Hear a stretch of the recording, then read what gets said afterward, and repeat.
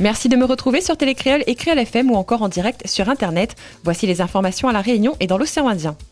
On ouvre tout d'abord cette édition avec l'inquiétude des salariés de la Chambre d'agriculture. C'est en effet au Conseil général que les employés se sont rassemblés hier pour réclamer le maintien des subventions publiques. Une baisse de 225 850 € avait en effet été annoncée par le département concernant les aides allouées à la Chambre verte. La Chambre d'agriculture ferait déjà l'objet d'un déficit de 72 000 €, indique son président Jean-Bernard Gontier. Des chiffres qui causeraient des pertes d'emploi et amènent donc à ce mouvement. La présidente du département, Nassima Dindar, a reçu une délégation de ses employés en présence du directeur de l'agriculture au département, M. Bruno Houdard, ceci afin d'expliquer cette baisse inévitable qui touche le secteur agricole. Un secteur qui est un des moins touchés par la baisse des dotations selon les services d'agriculture au département. La Chambre verte dépend à 80% des subventions publiques avec celle du Conseil général qui couvre 50% de ses aides. Les dirigeants de la Chambre se disent donc dans l'impasse, d'autant que la baisse du cofinancement FEADER est annoncée concernant l'encadrement technique pour 2015-2020. Direction et salariés doivent se rencontrer prochainement afin de convenir de la suite à donner pour les non-remplacements et les suppressions éventuelles de postes au sein de la Chambre verte.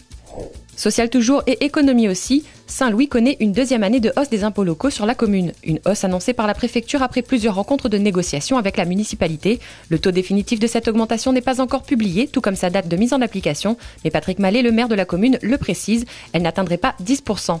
L'année dernière, 3,8% de plus avait déjà placé la commune première au classement des impôts locaux les plus chers. Le nouvel élu à la tête de la ville garde pour objectif l'équilibre budgétaire en 2016. Il a présenté d'ailleurs en préfecture son plan d'économie pour parvenir à redresser les dépenses, mais aussi apporter de nouvelles recettes. Social toujours et on revient sur les grèves de la Cotram, de la Sotram et tout d'abord de la Silam. Une prime exceptionnellement versée à la fin du mois. Un geste de la part de la direction de la Silam jugé insatisfaisant pour une sortie de crise par les syndicats. Plus de piquets de grève à la Silam donc et un directeur qui souhaite accompagner la reprise du travail et remercier aussi le personnel qui est demeuré fidèle à l'entreprise. Alors que le conflit semble s'achever à la Silam, les employés de la Cotram Sotram ont eux repris le mouvement. En effet, ils réclament des conditions de travail adaptées et respectueuses des salariés. Ils ont pris le parti de bloquer ce matin l'entrée au camion de livraison. Alors, effectivement, nous la commence ce grève-là avec nos camarades de la Silam. Ce qu'il faut savoir, nous c'est le pôle logistique transport du groupe Silam. Nous avions des revendications communes avec la Silam, notamment sur le dialogue social, la reconnaissance du comité de groupe. Nos camarades de la Silam a décidé de suspendre notre grève, contrairement à nous, car nous avons aussi notre propre revendication spécifique à notre entreprise, que m'a détaillé rapidement.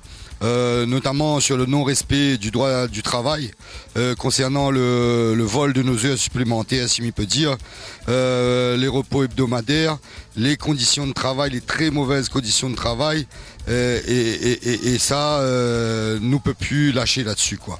Pas de camion qui sort chez Cotram parce que notre patron il veut pas recevoir nous. Il est invité à la commission de la médiation. Il est même pas venu.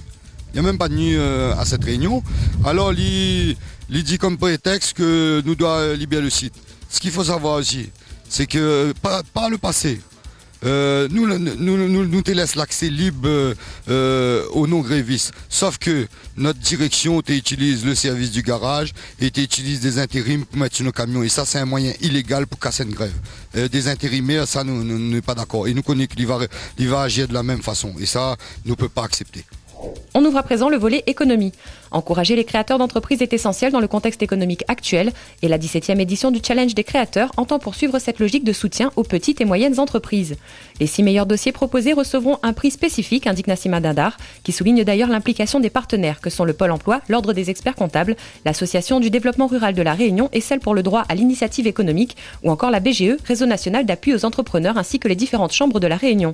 Des partenaires qui cette année accueillent l'arrivée de la CGSS qui apporte une dotation financière aux lauréats ainsi qu'une offre de formation. 100 à 200 dossiers sont donc attendus pour cette édition avec une innovation. Le prix du jury sera désormais le prix du public. En effet, les portraits des 12 finalistes au Challenge des créateurs sera diffusé sur la chaîne de télévision locale Réunion Première et le public pourra voter via les réseaux sociaux. 17 ans que le Conseil général, avec les partenaires, nous accompagnons les Réunionnais qui veulent créer leur entreprise. Ça marche puisque les résultats sont bons. Presque 80% des entreprises qui ont été accompagnées par le Conseil général sont aujourd'hui toujours vivantes, ont créé effectivement d'autres emplois et les entrepreneurs gagnent leur vie. Ça marche très bien, donc c'est du bon résultat. 6 000 € pour les 6 finalistes. Donc c'est un beau challenge avec un prix très conséquent. Mais cette année, les 12 finalistes vont recevoir un prix financier, 3 000 € pour les autres et puis d'autres petits cadeaux. Alors participez. Et cette année également, les téléspectateurs pourront voter et choisir l'entreprise de leur choix. De la même façon, l'entrepreneur ou l'entrepreneuse qui pour eux mérite le succès. Social toujours, et c'est désormais acté. Orange et la Chambre des métiers ont signé hier la convention cadre de partenariat visant à l'initiation au cloud computing d'entreprise. Un terme qui peut effrayer certains, et c'est pour cela qu'a été lancée cette opération. Initier le secteur artisanal à l'utilisation des nouvelles technologies, et ce dans le cadre professionnel. La transition numérique est donc enclenchée à La Réunion. Même si peu parmi les 14 000 entreprises artisanales locales utilisent des fonctionnalités numériques, la demande est forte et croissante, indique Bernard Picardo, le président de la Chambre des métiers. Ainsi, à compter de septembre, l'opérateur Orange sera à même de dispenser des formations sur le cloud computing aux élus de la CMA. Et 4 réunions suivront sur ce domaine, et ce avant la fin de l'année, à destination cette fois-ci des artisans qui seraient intéressés. Le but, c'est d'amener à sensibiliser les artisans, les professionnels de la Chambre des métiers et de l'artisanat des possibilités du numérique, des outils numériques. On est entouré d'outils aujourd'hui numériques, les tablettes, les smartphones. Ils ont des capacités, ils ont des possibilités, il faut pouvoir les utiliser afin d'optimiser le fonctionnement d'une petite entreprise. Écoutez, vous savez qu'on est aujourd'hui dans l'ère du numérique et donc nous avons souhaité, avec ce partenariat avec Orange Réunion, qu'on puisse faciliter nos entreprises à l'accès à cette transition numérique. Donc le but pour nous, c'est vraiment de mettre en place des séances d'information pour que l'ensemble des entreprises de La Réunion puissent, je dirais, s'approprier toutes les applications qu'il peut y avoir aujourd'hui pour qu'on puisse leur faciliter la vie de leur entreprise, leur faire gagner du temps et voire même leur faire gagner de l'argent. Tourisme à présent, le COST, Comité d'orientation stratégique du tourisme, s'est réuni hier à la préfecture pour faire le point sur les décisions de Laurent Fabius lors des assises nationales du tourisme. Plusieurs chantiers ont donc été abordés par les acteurs présents à cette réunion, que présidait d'ailleurs le préfet de la Réunion, tous allant dans le sens d'une amélioration de l'accueil et d'une diversification de l'offre touristique. Les écologes ont été remis sur le devant des discussions. Celle prévue au Maïdo a été abandonnée au profit de la zone du volcan. Plusieurs chantiers de mise aux normes aussi, gérés par l'ONF et le Conseil général, ont été élaborés, les travaux pouvant commencer notamment à Bélouve, au volcan et au Piton des Neiges. La route des Laves n'est pas en reste, avec en effet un projet de valorisation qui sera animé par le Parc national. Et on retiendra de plus, parmi les autres dossiers à l'étude de ce comité, le projet d'élaboration d'un sentier de découverte du Tour de l'Île, piloté cette fois-ci par l'État, qui en a confié la mission au Conservatoire du littoral. On ouvre à présent le volet environnement. Les démarches écolo-responsables sont en route à La Réunion, avec notamment l'arrivée d'un projet de climatisation marine. Initié par le groupe Climabis, le projet SWAC consiste en des pipelines servant à puiser l'eau en profondeur au large de la Jamaïque à Saint-Denis.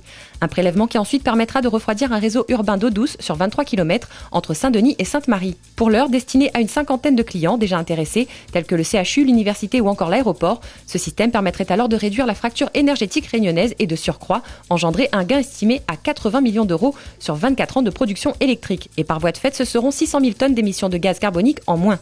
Une réduction importante du taux de CO2 dans l'air, CO2 qui est responsable parmi d'autres causes du réchauffement climatique. Le projet de Climmarine avait déjà vu le jour en 2008, lancé puis en attente de procédures administratives. Le démarrage des travaux de ce concept novateur devrait s'effectuer en fin de cette année pour préparer tout d'abord la zone et ensuite le chantier devrait réellement commencer en février-mars 2015. Un chantier qui ouvrirait la porte à 400 emplois et pour lequel la société Climabis doit signer une convention appelée Small Business Act avec les professionnels du BTP à La Réunion. Ceci dans le but de privilégier les entreprises locales dans la construction de cette structure. Pour la partie sous-marine des travaux, elle sera quant à elle confiée à des sociétés européennes spécialisées. Les premiers raccordements sont donc prévus pour 2016 pour une finalité des travaux en 2018, après validation du mécanisme par la Commission de régulation de l'énergie et publication de l'arrêté du Conseil d'État, qui selon les responsables de la société Climabis devrait tomber cette semaine. Société à présent, une série de faits divers concernant des viols oblige l'Union des femmes réunionnaises à se mobiliser. Demandant davantage de considération pour les victimes et plus de fermeté contre les auteurs de ces agressions, l'UFR dénonce la multiplication aussi de ce type d'informations dans les médias, notamment appuyée par de nombreuses images insoutenables. Emmeline Vidotte, la secrétaire générale de l'Union des femmes réunionnaises, tient à rappeler que le viol ne doit pas être banalisé comme un fait isolé mais comme un phénomène de grande ampleur. Elle ajoute que sur 3 plaintes suivies par l'UFR, 2 ont été classées sans suite. Ainsi, par le biais de cette conférence, l'UFR réclame donc des réponses politiques beaucoup plus fortes pour aller dans la continuité du projet de loi portant à 30 ans le délai de prescription de ce type de violence. L'UFR déclare enfin encourager les victimes à briser le silence pour que la honte change de camp. On reste dans ce même volet avec la prévention à la sécurité routière et la 6e édition du Fun Mission Carte à Sainte-Anne qui s'est déroulée le 3 juillet dernier. Une action lancée par la mission locale de l'Est afin de lutter contre l'insécurité routière, mais aussi favoriser une dynamique partenariale autour de ce thème. L'insertion des jeunes dans le milieu social et professionnel restant la ligne de conduite principale de la mission locale de l'Est. Ils étaient donc une bonne centaine de concurrents d'un jour à participer à ce challenge en carte, des jeunes qui ont pu par la même occasion profiter d'informations et de conseils de conduite via des ateliers dédiés à la prévention comme la voiture tonneau ou encore des rencontres avec les professionnels d'auto-école et même avec la brigade motorisée de la gendarmerie nationale qui était présente sur le site pour accompagner cette démarche éducative à la prévention routière. Il faut savoir que la mission locale de l'Est a signé depuis 2008 une convention avec la sécurité routière et ce dans le but de développer une politique active d'information, de communication, de sensibilisation et de formation et ce en direction de nos jeunes. Tels sont les propos de Freddy Marianne, référent de cette action pour la mission locale de l'Est. Et on note à présent que les locaux de l'association Tamil Sangam à Saint-Denis recevront ce vendredi 11 juillet le lancement de l'opération Volontariat Réunion, un comité de soutien à l'association Volontariat en Inde qui a été fondée en 1962. Le but étant d'améliorer les conditions socio-économiques des personnes défavorisées en Inde, notamment aux abords de Pondichéry. À La Réunion, le comité organise la promotion de volontariat en Inde et ce à travers des manifestations, des parrainages d'enfants aussi ou de personnes âgées et des ventes d'articles fabriqués par des personnes handicapées et des lépreux blanchis de l'atelier Shanti. Divers champs d'action possibles qui seront donc proposés dès vendredi. On parle à présent d'événements et tout d'abord d'un anniversaire, celui du parc des crocodiles situé à l'Étang Salé. Croc Park fête en effet ses 15 ans. Le site dédié aux crocodiles a au fil des années étendu ses propositions au public avec l'arrivée d'autres animaux et aussi des structures pour les enfants. C'est avant tout la passion des propriétaires qui a conduit au succès de l'établissement de loisirs, les heures de repas des reptiles étant le moment phare de la semaine, un des rares moments où l'homme entre en contact avec les crocodiles. Des animaux venus d'Afrique et accueillis il y a 15 ans de cela, comme nous l'explique la propriétaire. Eh bien, c'est une aventure que M. Flour a commencé il y a plus de 15 ans, puisqu'il a fallu 3 ans pour le fabriquer, puisqu'il avait trouvé une forêt une forêt. Donc il a été obligé de construire pratiquement toutes les infrastructures. Bien sûr, il a gardé tous les beaux arbres de la forêt, du domaine, qui est un domaine ONF. Et puis nous avons petit à petit évolué, nous avons construit, mis beaucoup de jeux pour les enfants. Oui, il y a quand même au départ l'amour des crocodiles, c'est sûr, puisque c'est quand même un animal particulièrement intéressant. Ils sont arrivés il y a 15 ans, ils viennent de Madagascar. C'est le crocodile du Nil, la seule espèce, nous n'en avons pas plusieurs. Uniquement le crocodile du Nil, qui est un des plus gros crocodiles au monde. Et donc nous avons aujourd'hui 150 crocodiles, des mâles et des femelles. Alors pour les 15 ans du parc, bien c'est la fête traditionnelle des enfants, puisque tous les ans nous faisons depuis une dizaine d'années la fête des enfants, c'est une institution. Donc du 6 juillet, nous avons commencé le 6 juillet qui se terminera le 17 août. Et là nous proposons des activités aux enfants, surtout les enfants. Nous avons une équipe du cirque, puisque nous hébergeons une école de cirque, Circus Nous Pays, qui prennent vraiment les enfants en charge, qui leur font faire beaucoup d'activités. Événement toujours et ce matin à Plateau-Caillou, 8 cuisiniers étaient au rendez-vous pour la 5e étape de qualification au Master Marmite 2014. Une deuxième édition du concours de cuisine lancée pour les locataires de la SHLMR, qui est aussi l'occasion de sensibiliser sur le bien manger et prévenir contre le diabète et l'obésité. Et c'est sur la réalisation d'un plat froid et d'un plat chaud que les candidats ont été jugés ce matin. Jeunes et moins jeunes ont aussi pu participer à des activités sportives. La prochaine étape sera le mercredi 23 juillet à l'agence SHLMR à Sainte-Marie. Événement toujours et on parle de Sophie Bernier. Vous ne la connaissez peut-être pas encore mais elle s'apprête à effectuer une performance sportive, une première mondiale féminine.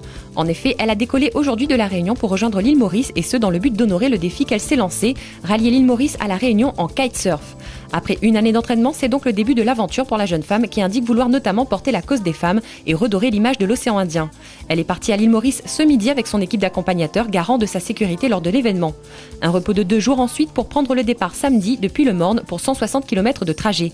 Record masculin à battre, 6h30 et une arrivée prévue samedi à Sainte-Rose. Info et suivi de cette traversée sur le site internet défikiteauféminin.fr. On se dirige à présent dans la zone océan Indien et à l'île Maurice tout d'abord. Dans le cadre du programme d'appui budgétaire, l'Union européenne annonce le déblocage de 88 millions d'euros jusqu'en 2015. Un premier versement de 27 millions d'euros sera versé au trésor public de l'île Sœur en décembre prochain, s'ajoutant aux fonds débloqués aussi par la Commission de l'océan Indien aux côtés de l'UE, s'élevant à 7,5 millions d'euros et ils serviront à soutenir le développement durable des petits États insulaires. À l'île Maurice toujours, où il est prévu de créer un parc culturel d'ici 2017. Un projet qui en effet devrait s'implanter dans l'ouest de l'île Sœur, comprenant salle de concert et amphithéâtre de 10 000 places, et dont l'objectif premier sera de dynamiser le tourisme régional culturel.